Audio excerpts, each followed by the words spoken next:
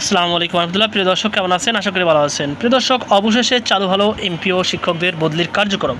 6 September মধ্যে মন্ত্রণালয়ে তথ্য পাঠানোর নির্দেশ। চলুন বিস্তারিত জেনে নেই।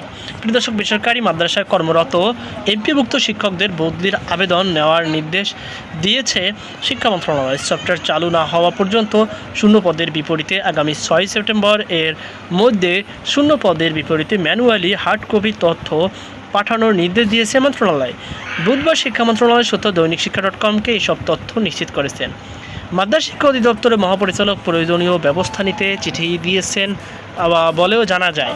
চিঠিতে বলা হয়েছে, এমপিভুক্ত শিক্ষকদের বদলি কার্যক্রম সহজ ও স্বচ্ছ করতে স্বয়ংক্রিয় সফটওয়্যারের মাধ্যমে বদলির ব্যবস্থা চালুর উদ্যোগ নেওয়া হয়েছে।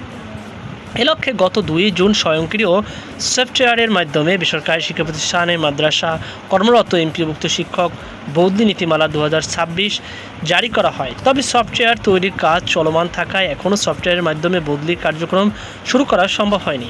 এ কারণে সফটওয়্যারে চালু না হওয়া পর্যন্ত অন্তর্বর্তীকালীন ব্যবস্থা হিসাবে ম্যানুয়ালি বদলির আবেদন নেওয়ার সিদ্ধান্ত হয়েছে।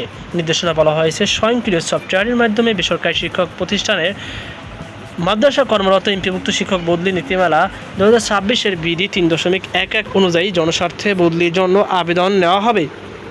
সংশ্লিষ্ট মাদ্রাসা কর্মরত এমপিভুক্ত শিক্ষকদের কাছ থেকে শূন্য পদের বিপরীতে ম্যানুয়াল হার্ড কপি আবেদন গ্রহণ করে আগামী 15 দিনের মধ্যে অর্থাৎ 6 সেপ্টেম্বর 2026-এর মধ্যে প্রস্তাব সংশ্লিষ্ট বিভাগে পাঠাতে হবে। এর ফলে সফটওয়্যার ভিত্তিক বদলি কার্যক্রম চালু না হওয়ার পর্যন্ত বদলির জন্য ইচ্ছুক এমপিভুক্ত মাদ্রাসা শিক্ষকরা নির্ধারিত নিয়মে ম্যানুয়ালি আবেদন করার সুযোগ পাবেন। তো প্রিয় দর্শক, এই ছিল আমাদের সর্বশেষ আপনাদের সকল আল্লাহ হাফেজ।